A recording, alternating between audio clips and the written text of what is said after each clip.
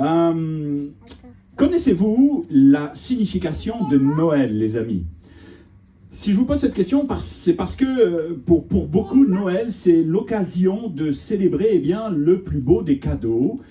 Pour d'autres, Noël n'a aucune signification pour nos amis musulmans, par exemple, et pour d'autres encore moins. Noël ne se célèbre pas dans toutes les familles, dans tous les foyers. Parfois, il faut avouer que Noël peut revêtir une signification douloureuse et particulière. Je pense à des amis qui ont perdu des êtres chers la veille de Noël, le jour de Noël ou dans cette période-là. Donc pour certaines personnes, Noël ne signifie rien. Et pour vous, qu'est-ce que cela signifie? Je voudrais vous proposer que nous sommes réunis en cette période que nous appelons Noël, pas par hasard. Parce que c'est une fête qui est quand même si ça n'est pas célébré dans toutes les familles et dans toutes les religions, c'est quand même une fête qui est célébrée dans le monde entier, vous en conviendrez avec moi, comme célébrant la venue du Sauveur. Emmanuel, Dieu avec nous, la venue du Messie, la naissance précisément de Jésus. Mais je voudrais vous poser une question vraiment importante ce soir. Avec beaucoup d'honnêteté, parce qu'on essaye d'éviter la question des fois. Jésus est-il vraiment né le 25 décembre? Ah, je vois des personnes qui connaissent leur Bible qui me disent non. Ah, et j'ai entendu un petit non. C'est intéressant parce que, effectivement, non. Mais si je vous laisse avec ça, ça va vous décevoir. Vous qui croyez et pensez que Jésus est né un 25 décembre, non, pas du tout. La réponse historique, théologique et, je dirais, astronomique converge effectivement vers un non. Ce qu'il faut savoir, c'est que les évangiles ne donnent aucune date précise quant à la naissance, à la venue de Jésus. Pourtant, il y a certains indices dans la Bible qui peuvent nous orienter. Comme le verset de Luc, chapitre 2, verset 8, où il est écrit « Il y avait dans cette même région des bergers qui vivaient aux champs et gardaient leurs troupeaux pendant les veilles de la nuit. » Lors de la naissance et de la venue de Jésus. Ce qu'il faut savoir, c'est qu'en Judée, les bergers ne restaient pas dans les champs la nuit en décembre à cause du froid et des pluies. Il est donc très peu probable que Jésus soit venu un mois de décembre. Et cela suggère une naissance plutôt mars-avril, au printemps, ou peut-être début de l'été, en juin. L'époque où les troupeaux sont encore dehors, à l'extérieur. Des chercheurs juifs et chrétiens ont aussi rapproché la naissance de Jésus, je ne vais pas le développer pour les amis qui viennent pour la première fois, ça n'aurait aucun sens, rapprocher la naissance de Jésus avec la période de la fête des tabernacles, où l'on dressait des tentes, symbole de la présence de Dieu parmi les hommes. Mais je voudrais vous dire ce soir que, quelle que soit la date, ce qui compte, ce n'est pas le quand, et celle-là elle est puissante. On va pouvoir ramener les enfants dans leur petit coin là-bas. Ça va éviter aussi de perturber un petit peu ceux qui veulent entendre le message. Merci beaucoup. Je voudrais vous proposer que quelle que soit la date, ce qui compte, celle-là j'ai trouvé intéressante. Ce n'est pas le quand, les amis, mais c'est le pourquoi de sa naissance. Ce qui compte, ce n'est pas le quand, mais c'est le pourquoi de sa naissance. Car Dieu n'agit jamais, lorsqu'il le fait, sans but précis. Chaque promesse qu'il accomplit est un témoignage de sa plus grande fidélité. Et je voudrais vous proposer que le 25 décembre, néanmoins, lui, est une date clé dans l'Empire romain. Celle de la fête du Sol Invictus, le soleil invaincu, marquant le solstice d'hiver. Le soleil reprenait alors symboliquement le dessus sur les ténèbres. Et c'est une fête empreinte de symbolique cosmique que la fête de Noël. Outre sa connotation peut-être, si on recherche un petit peu occulte, elle attirait des foules à l'époque, en quête de chaleur et d'espérance au cœur de l'hiver. Les chrétiens du IVe siècle, sous l'empereur Constantin, ont choisi de récupérer cette fête païenne pour lui donner un sens nouveau. Célébrer la venue de la vraie lumière, Jésus-Christ. Jean 8,12 nous rappelle que Jésus leur parla de nouveau et dit « Je suis la lumière du monde.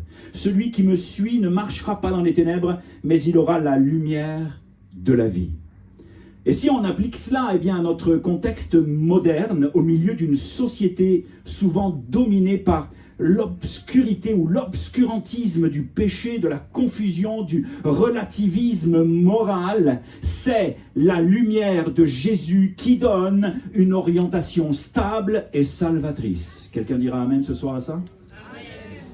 Il est le seul à pouvoir éclairer l'homme et la femme dans la nuit de ses doutes et de ses peurs. Il est le seul qui va pouvoir un jour, éclairer tes ténèbres, éclairer ton cœur meurtri, éclairer ta vie qui est en quête de sens. Vous savez, lorsque vous rentrez dans une pièce, j'aime bien les analogies, super pratique, lorsque vous rentrez dans une pièce qui est sombre, vous cherchez la lumière. Peut-être que tu la cherches aujourd'hui et il te suffit d'appuyer sur l'interrupteur de la foi, si je puis m'exprimer ainsi. Et lorsque tu appuies sur l'interrupteur, paf, la lumière arrive et tu vois.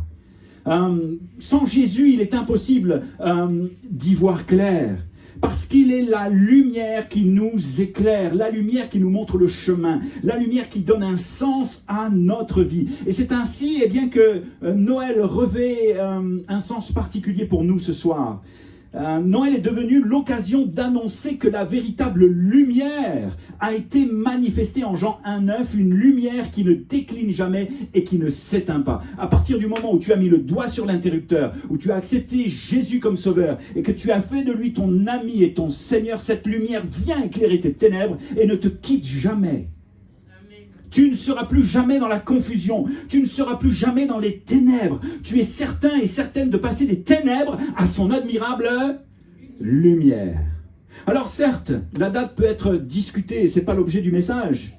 Mais le message, lui, justement, qui demeure glorieux, c'est que Dieu s'est fait homme.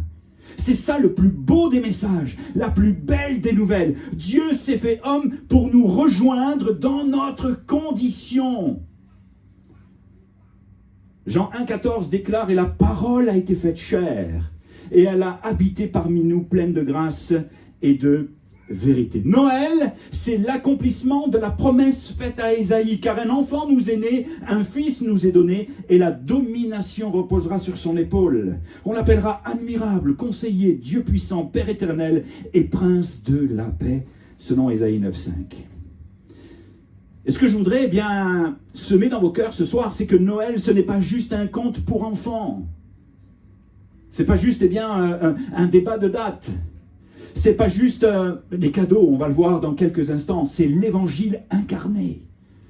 Noël, c'est un moment charnière de nos vies que nous célébrons parce que les choses ont convergé vers le mois de décembre et vers cette date-là, mais peu importe. Nous célébrons la venue de Jésus. Nous célébrons Dieu qui s'est fait homme. Nous célébrons la naissance de celui qui est venu nous sauver.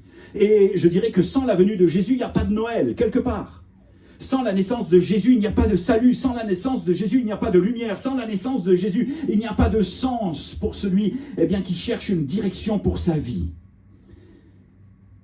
Un Dieu qui s'abaisse, un Dieu qui entre littéralement dans notre humanité, avec humilité pour nous sauver, pour te sauver. Contrairement aux rois qui naissent dans les palais, le roi des rois est né, lui, dans une étable. Pourquoi ? Pour nous dire à chacun, quelque chose de très fort, mais de très humble aussi, du plus simple au plus grand. Je suis venu pour toi. Je suis venu pour te sauver, parce que je t'aime. Car Dieu, nous dit la Bible, a tant aimé le monde, qu'il a donné ce qu'il avait de plus précieux, Jésus, afin que quiconque croit en lui ne meure pas, mais qu'il ait la vie éternelle. C'est cela le sens de Noël. Le sens de Noël, c'est la vie. Le sens de Noël, c'est la joie. Le sens de Noël, c'est l'assurance. Un jour, à cause du salut et du sacrifice acquis de Jésus à la croix, l'assurance qu'un jour mes yeux le verront tel qu'il est. C'est cela Noël. Et en cela, je dirais que la naissance de Jésus nous rappelle que tous les jours, nous qui avons accepté le Seigneur comme Maître, Seigneur et Sauveur, Noël, c'est tous les jours. À chaque fois que je me lève, je lui rends grâce. Vraiment. Seigneur, merci pour cette journée, mais merci, il y a pendant des années cette prière qui ne m'a jamais quitté. Merci pour l'éternité. Merci pour le salut. Tout à l'heure, je vous parlais de mort imminente, de gens qui sont allés faire un voyage et qui sont revenus et qui ont décrit des choses ineffables. Point n'est besoin de mourir, c'est un beau message ce soir, d'accord ? Pour aller voir les choses qui se passent là-haut. Vous lisez votre Bible, vous priez, vous recevez le salut et vous êtes assuré, bien qu'un jour, vous irez dans l'éternité avec lui. Je ne veux pas plomber la soirée quand même.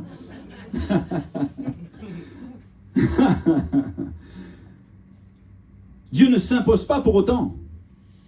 Ce qui me bouleverse dans qui est le Seigneur, c'est qu'il est un gentleman. J'aime vraiment parler de Jésus ainsi, du Saint-Esprit ainsi. Ce qui est extraordinaire, c'est que depuis des millénaires, eh bien, Dieu ne s'impose pas. Il se propose. Et c'est là toute la beauté de l'humilité divine au travers de la naissance de Jésus dans une étable. Au travers de sa mort expiatoire sur la croix, des souffrances qu'il va endurer pour toi, avant de mourir pour tes péchés et de ressusciter pour te justifier. Noël est devenu, eh bien, cette célébration dans l'idée de reconnaître que Dieu a pris l'initiative de nous réconcilier avec lui au travers de Jésus. C'est comme si à cause de notre péché, à cause de notre désobéissance et à cause de notre vie sans lui, nous avions comme déclaré la guerre au Père. Mais dans son amour, parce qu'il savait bien que nous étions égarés, il offre ce qu'il y a de plus précieux pour nous réconcilier avec lui. Imaginez le roi d'un État qui est en guerre avec ses sujets et que ces gens-là ne le connaissent finalement pas tant. Ils ne savent pas qu'il est animé d'un amour éternel pour eux, qu'il les aime comme ses enfants. Puis il y a toutes sortes de bruits qui courent sur l'image de qui est ce roi. Et c'est comme si eh bien, les gens de son royaume étaient un peu contre lui et puis critiquaient ce roi et ne le suivaient pas ses lois et autres. Et quelle est la solution? La solution, c'est qu'à un moment donné, le roi va envoyer son fils pour payer la dette. Parce qu'il y a une dette à payer. La dette, c'est le fruit, le résultat de notre désobéissance et de nos péchés. Nous étions en dette. Le peuple était en dette envers Dieu, envers le Père. Il y avait quelque chose à payer que nos sacrifices ne pouvaient pas résoudre. Et la seule personne qui était capable de résoudre notre dette, de la payer parfaitement au prix de son sang, c'était le Fils. Donc le roi va envoyer le Fils. Le Fils pour tenter de réconcilier les hommes avec lui, mais ils vont le maltraiter, ils vont le clouer sur la croix. Le Fils va mourir pour nos péchés, pour les péchés de ce peuple et ressusciter. Et voici que, il donne la vie éternelle le jour de Noël, mais pas que, à tous ceux et à toutes celles qui veulent le recevoir dans leur vie gratuitement. Et ça, c'est le message le plus extraordinaire. Et c'est ainsi que Noël devient aussi le message de la réconciliation. Tu peux être réconcilié avec le Père au travers de Jésus qui a payé le prix pour toi et qui a payé ta dette. Nous étions tous endettés envers Dieu. Nous avions tous quelque chose à nous reprocher, quelque chose que nous n'avions pas bien fait, désobéi à ses lois, péché tout simplement. Et c'est ainsi qu'il faut se reconnaître. Et alors que c'est nous qui méritions de payer la dette au travers de notre mort certaine, Jésus vient payer le prix pour toi. Il prend ta place à la croix, alors que c'est toi qui méritais d'être puni. Il prend ta place à la croix et ton péché, il meurt pour toi, pour qu'en croyant en lui ce soir, dès ce soir, tu puisses être assuré, toi aussi, de faire partie de l'éternité, de recevoir ce cadeau de la vie éternelle et être un enfant de lumière. C'est ce que nous révèle l'Évangile, le sens profond de ce geste. Dieu a offert le plus beau des cadeaux. Le véritable cadeau, je voudrais vous le dire les amis pour terminer mon message, ce n'est pas un jouet ou un vêtement, c'est la vie éternelle en Jésus. C'est la chose la plus importante. Où est-ce que tu vas passer ton éternité plus tard? Imaginons que ça peut arriver à n'importe qui. Et je ne plombe pas la soirée ce soir, vraiment sincèrement. Mais il t'arrive quelque chose. Quelle est ton assurance? Est-ce que tu es en paix avec Dieu au travers de Jésus qui est venu te réconcilier avec le Père? Est-ce que tu fais partie de ceux et de celles qui, instantanément vont se retrouver dans sa présence? Parce que la lumière attire la lumière. C'est comme un aimant. Est-ce que tu vas faire partie de ceux qui vont pleurer sur leur vie, puis rejeter Dieu et se retrouver dans un lieu que certaines personnes ont aussi visité? Et dans la Bible, il est clairement parlé de l'enfer, il est clairement parlé de limbe, il est clairement parlé de choses ténébreuses, de choses terribles. Je ne vais encore pas plomber l'ambiance ce soir, mais c'est la vérité. Et si je m'évertue ce soir avec autant de passion, à essayer de secouer ta conscience, de secouer ton cœur, parce que je sens qu'il y a un combat ce soir, je vous le dis là. Je sens dans mon cœur qu'il y a des oppositions, que c'est pas facile pour certaines personnes, mais c'est pas grave. Je veux que tu entendes la vérité. Parce que la vérité rend libre, c'est elle qui a franchi. Et sans condamnation aucune, comprends que Dieu t'aime. Il t'a tellement aimé qu'il t'a offert le plus beau des cadeaux, son Fils, pour être réconcilié avec lui, pour être sauvé, pour passer de la vie à la mort, des ténèbres à sa lumière, et toi aussi, te permettre de devenir un enfant de lumière. Il a tout organisé, tout est prêt. Mais tu sais quoi? Quand je dis que Dieu est un gentleman, mais c'est vrai. Il pourrait te prendre, te secouer comme un prunier, te dire, hey, ça suffit maintenant là. Hop, direction l'éternité, mais non. Il a choisi d'être doux, d'être simple, d'être humble, de patienter, d'attendre, de mettre les gens qui sont autour de toi, parce que tu es dur, parce que tu veux rien savoir, parce que ça fait des années que tu traînes ton truc et ainsi de suite, mais il y a des gens qui y croient pour toi, t'inquiète pas, et qui prient. Et ça permet aux personnes qui prient d'exercer leurs mains au combat. Il n'y a rien sans rien. Le Seigneur est en train de travailler pour te permettre d'entrer dans l'éternité, parce que c'est ce qui est le plus important, tu lui manques. Tu lui manques. Moi, quand je suis avec les enfants et que je leur parle de Jésus, je leur dis, il manque un ami à Jésus, c'est peut-être toi et c'est peut-être toi ce soir. C'est peut-être toi, tu lui manques tellement. Et il lui manque un nom dans son livre de vie et c'est le tien et tu le sais.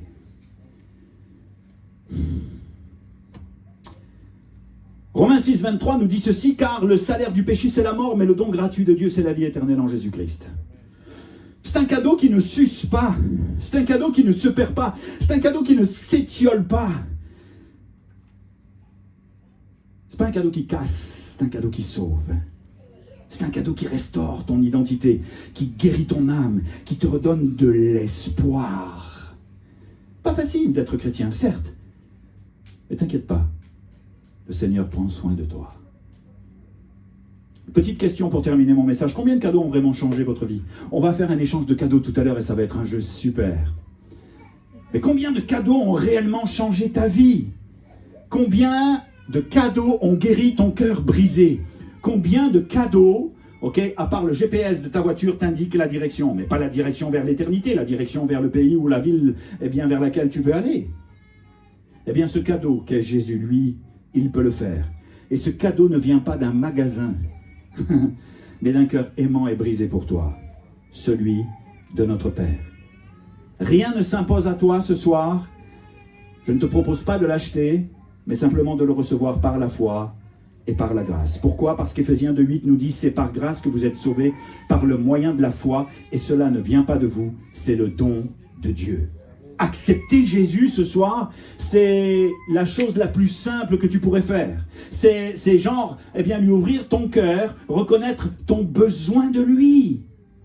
Ton besoin de lui. On ne peut pas se sauver nous-mêmes. Est-ce qu'un léopard peut enlever ses taches? Mais non, ton péché ne peut être lavé et effacé que par la foi, que parce que Jésus a payé le prix pour toi et que parce que son sang a coulé sur la croix pour toi. Et accepter Jésus, c'est genre lui ouvrir ton cœur, reconnaître ton besoin de lui et le recevoir comme Seigneur et Sauveur. Afin de faire sa volonté, c'est déposer tes fardeaux, tes masques et tes illusions, recevoir véritablement sa paix, sa vérité qui vient t'affranchir et sa réconciliation. Et c'est alors que son cadeau devient un cadeau vivant qui transforme, qui guérit et qui redonne du sens à ta vie. N'oublie jamais ceci, le voleur ne vient que pour dérober, nous dit Jean 10, égorger et détruire. Mais Jésus dira, je suis venu afin que les brebis aient la vie et qu'elle l'ait en abondance. Franco, tu peux venir s'il te plaît pour terminer mon message? Il me reste 3 phrases. Et la question que j'aimerais te poser ce soir, c'est veux-tu recevoir ce cadeau? Avant de recevoir les cadeaux que l'on a tous préparés pour ce jeu, veux-tu recevoir ce cadeau? Es-tu prête à ouvrir ton cœur à celui qui a tout donné pour toi? Pourquoi? Parce qu'il attend, avec amour, ton go, ton oui, sans jamais te forcer ni t'obliger. Les bras ouverts. Noël, ce n'est pas une date, ce n'est pas une tradition, ce n'est pas un sapin, ce n'est pas plus les cadeaux que nous allons nous offrir, ce n'est pas une ambiance non plus. C'est une période que nous avons choisie comme étant celle du mois de décembre, comme étant l'acte d'amour le plus radical de l'histoire. Dieu qui s'incarne, qui se fait homme, qui épouse notre condition, nos douleurs, nos souffrances, notre péché, pour l'expier à la croix, à ta place, afin qu'en croyant en lui, ce soir, tu puisses être béni, tu puisses être sauvé. De Corinthiens 9,15 nous dit « Grâce soit rendue à Dieu pour son don ineffable ». Alors en cette saison de fête, eh bien, ne passons pas à côté du véritable sens de Noël et du véritable cadeau. Ouvrons nos cœurs, déposons nos peurs, nos doutes et nos craintes, non pas au pied du sapin, mais à ses pieds. Quel piètre cadeau, n'est-ce pas? D'habitude, on a l'habitude d'entendre que Dieu agrée nos louanges, il est digne d'adoration, il aime qu'on le loue et qu'on l'adore, mais vous savez ce qu'il aime aussi, c'est qu'on vienne nus, tels que nous sommes, dénués eh bien, de toute notre suffisance, pour reconnaître notre petitesse, afin eh bien, de lui déposer à ses pieds nos fardeaux. Il n'y a rien de plus extraordinaire pour lui que de te voir pleurer devant son amour, sa tendresse et sa face. Et que tu lui dis, Seigneur, je te demande pardon. Pardon parce que j'ai vécu sans toi tellement, tellement longtemps. J'étais en guerre contre toi. Mais je réalise eh bien, ce soir que ce cadeau est venu pour me sauver. Pas pour me condamner, mais pour me sauver. Pour me réconcilier avec toi. Afin que je puisse goûter sur terre déjà eh bien, les prémices de l'éternité. Je peux te dire que si tu fais cette prière, ta vie va littéralement changer. Tu vas passer comme moi à l'âge de 24 ans, eh bien, des ténèbres à la lumière et de la tristesse à la joie. D'une vie qui n'avait pas de sens à une direction divine. Et si, très concrètement, eh bien ce soir, tu faisais cette prière, ou tu la refaisais, parce que on peut être chrétien depuis des années, puis s'être éloigné, comme avoir besoin de reconnecter avec lui. Il t'aime tellement, il t'aime tellement. Écoutez là, si je pouvais déchirer le ciel pour que vous voyiez le cœur de Jésus, le cœur de Dieu battre pour toi, ça te bouleverserait. Souvent dans mon travail, je dis aux gens, si je pouvais te prendre par la main et t'amener derrière le rideau pour que tu vois eh bien, la beauté de cette industrie, la beauté de l'accompagnement que nous te proposons, ça serait juste incroyable parce que les gens doutent toujours. Les gens ont peur. Et toi, de quoi tu as peur ce soir? Ne t'inquiète pas.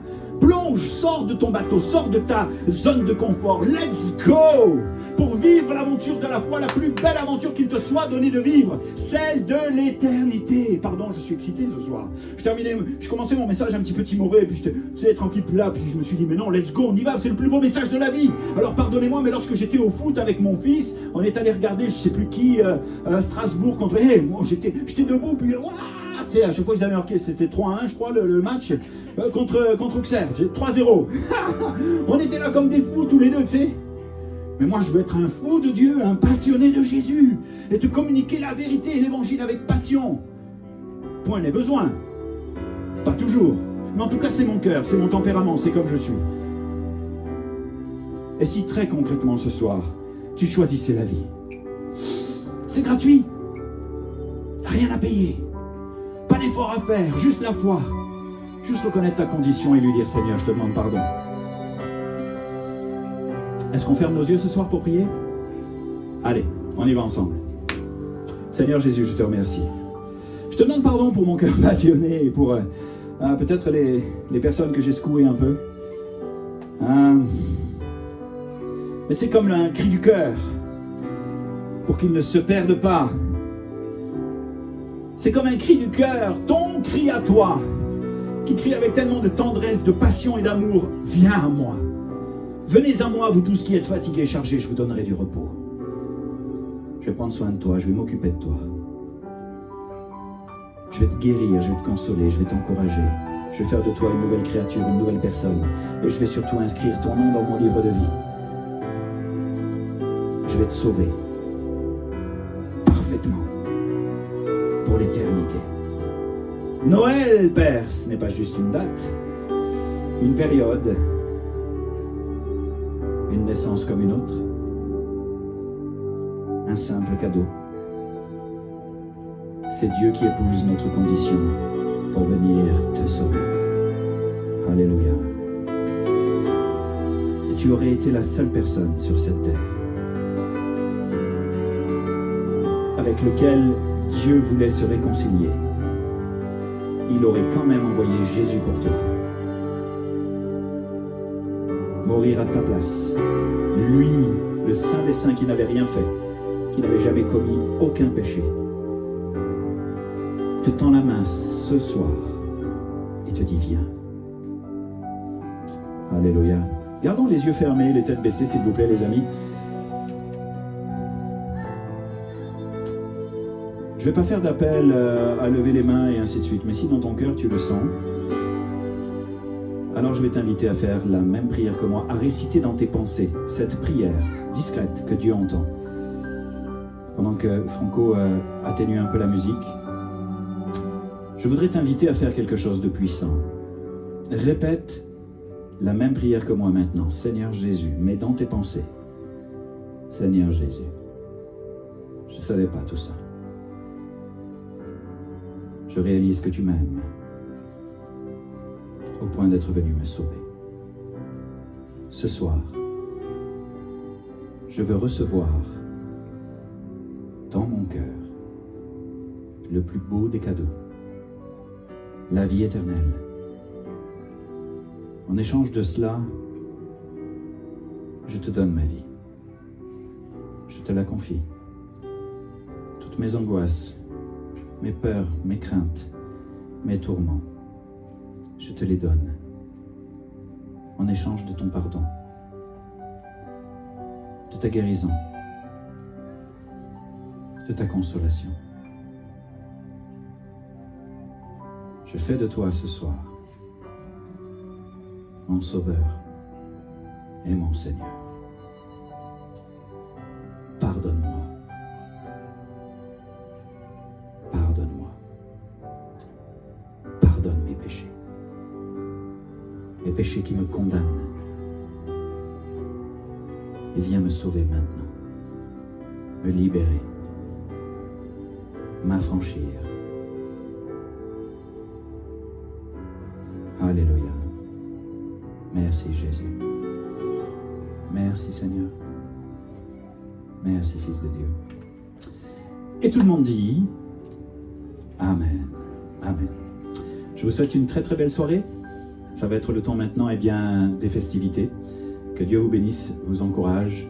On se réunit à l'église Connexion toutes les 2 semaines à partir du mois de janvier.